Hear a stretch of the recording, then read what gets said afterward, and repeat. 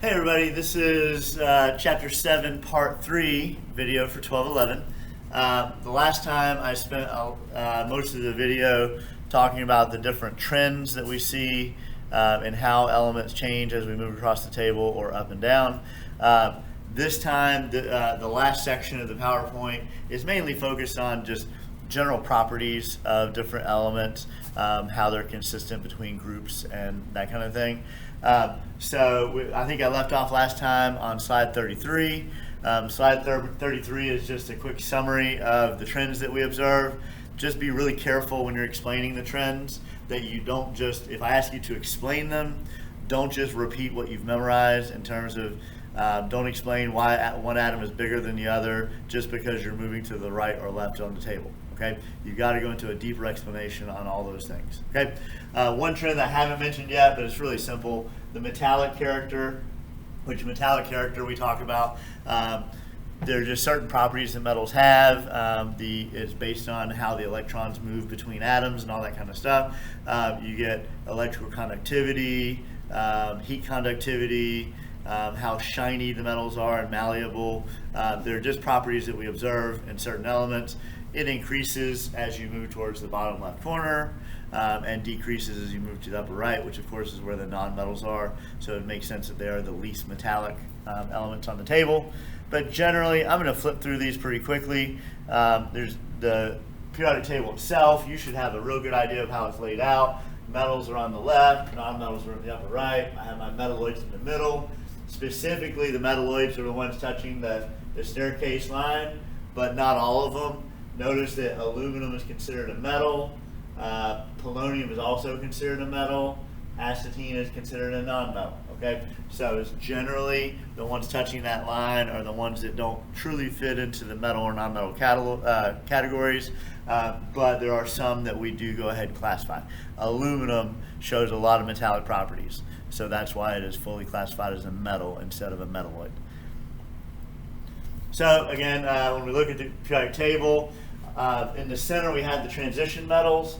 A lot of times the trends in the transition metals get shifted around a little bit just because of the d orbitals that are being involved there. So if we remove the transition metals, we got group 1 and 2 on the left side, and then groups 3, 4, 5, 6, 7, 8 on the other side. Those are called the main group elements or the representative elements. A lot of times the trend hold very steady across those. The transition metals don't always fit perfectly, but you do see some consistency across those also in a lot of cases. So our metallic character increases towards the bottom left. That's just something you can memorize. We look at charges. We already know nonmetals have negative charges, metals have positive charges. Be real careful on a chart like this. This is not a complete chart. Like chromium can actually exist in several different charge states, +2, +3, +5, +6. I mean, it's observed in all those charge states in nature. This is just like the most common charges that are observed. Okay. Then we have our just a general set of properties between metals and nonmetals. It's a good idea to have a lot of this information memorized. I'm not going to ask you to repeat every word of it or anything, but it is just basic information that everybody should know. Another chart, same idea. And we have our basic metalloids. I've already mentioned a lot of this. Read through that. The 5 groups on the periodic table, you should know their names. Group 1 is alkali metals, then alkaline earth metals. Skip over the other side. We have group 6 is under oxygen, called the Alkaline, then the halogens, then the noble gases. Each of those groups, the elements tend to have a very specific set of properties that are fairly consistent throughout the group. They do sometimes change from top to bottom a little bit, and it's a fairly consistent trend, but let's get into them. So alkali metals, we know that they're really reactive. You never find them in their pure form in nature because they're so reactive that whenever you find them, they've already reacted and formed compounds with other things. They do have our normal metal properties like luster and conductivity. Let's see, they have low ionization energies. If you look at our electronic configuration for the alkali metals, that should make sense. They have 1 electron in that outermost shell, so of course they're very willing to give that electron up to become isoelectronic with a noble gas, which makes them more stable. They have fairly low densities, blah, blah, blah. Just kind of read through that section.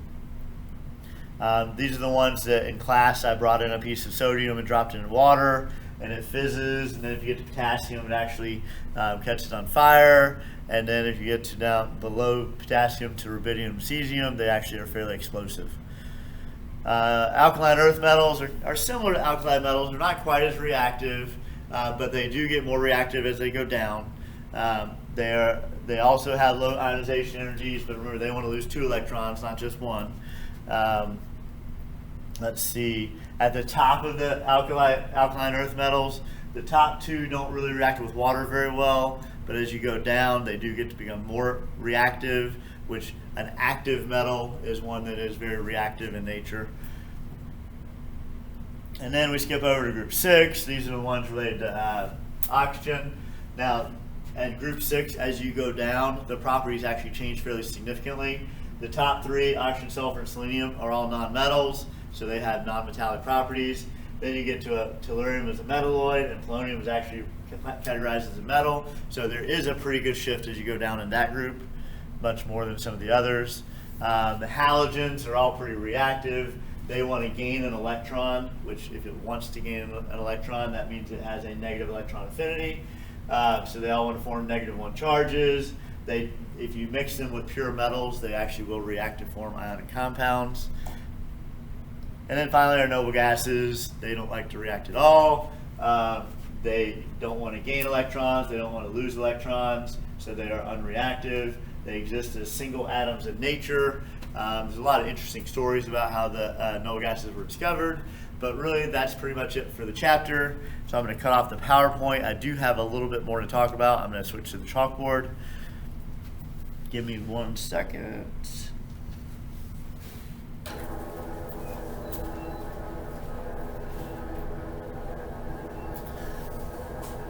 So there is a section in Mastering Chemistry that I know tends to give students trouble, so I want to take a minute and focus on that if we can. So there is a series of reactions that it talks about where if you dissolve an active metal in water or you add an active metal to water, they're going to react with each other. We saw this in chapter 4 when we did single replacement reactions. If I drop a piece of sodium into water, they'll react. The sodium will displace one of the hydrogens from the water molecule to form sodium hydroxide. When hydrogens get displaced, they always pair up, so it forms diatomic hydrogen.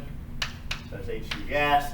The sodium hydroxide that forms is, if we remember our solubility rules, also from chapter 4, hydroxides are generally insoluble unless combined with a group 1 metal, ammonium, or the bottom of group 2. So sodium hydroxide is a soluble compound, so I'm going to put aqueous. I should always balance my equations, so I'm going to need a 2 here, a 2 here, and a 2 here. But when we do this reaction, the sodium dissolves, reacts to form sodium hydroxide. Sodium hydroxide can be classified as a strong base, meaning it's a compound that when you dissolve it, these ions will split apart and it forms hydroxides in solution. When you have a lot of hydroxides in solution, that gives you a high pH, and basic solutions have specific properties that can be important in chemistry. So, general rule here is when you just react an active metal with water, it's going to form a metal hydroxide. When it forms a metal hydroxide, that's going to make the solution be basic. Okay? It will also release hydrogen gas from the solution. That's kind of a byproduct of the reaction. Okay? Similarly, if I dissolve a metal oxide, it could be calcium oxide, barium oxide, aluminum oxide. When you react a metal oxide with water, they're basically going to combine with each other and form a metal hydroxide. Again, whether it's soluble or not depends on the solubility rules, but typically if it's not soluble, then really nothing would happen in this case. Calcium hydroxide is slightly soluble, so when I add calcium oxide to water, it's going to react a little bit to form calcium hydroxide. The part that does form will be aqueous, but we will get a little bit of that forms. Again, it's a strong base. and that strong base will make the solution basic. Okay. On the other hand, those are dealing with metals on the top two reactions up here.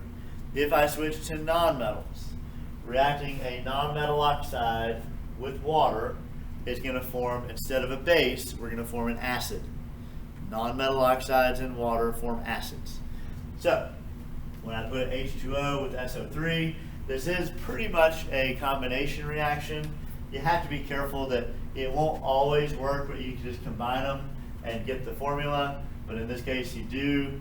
When I combine those two, I'm going to get H2SO4, aqueous, which we should know that is sulfuric acid, which is a strong acid. Okay? Now, this isn't the only acid that can be formed with sulfur. There's another one called sulfurous acid. H2SO4 is sulfuric, H2SO3 is sulfurous. How do you know which one to do? A lot of people just get in the habit, if you combine it, you cross your fingers and hope it works. Sometimes you'll be right, sometimes you won't. The one way you can be sure, though, is by looking at the oxidation number of the heteroatom, the atom that's not oxygen or hydrogen, but whatever the other element is. If I look at SO3, the oxidation number of the sulfur there is +6. If I look at sulfuric acid, the sulfur's oxidation number there is still +6. When I combine the SO3 with water, form sulfuric acid, I don't change the oxidation number. Okay?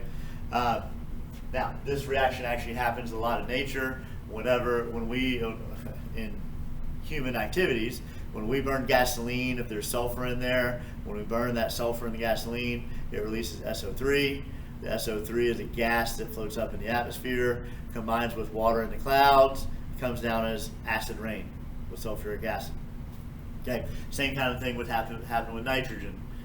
When it gets burned in some way, it can be released and go up and form nitric acid in solution. Okay, in the air.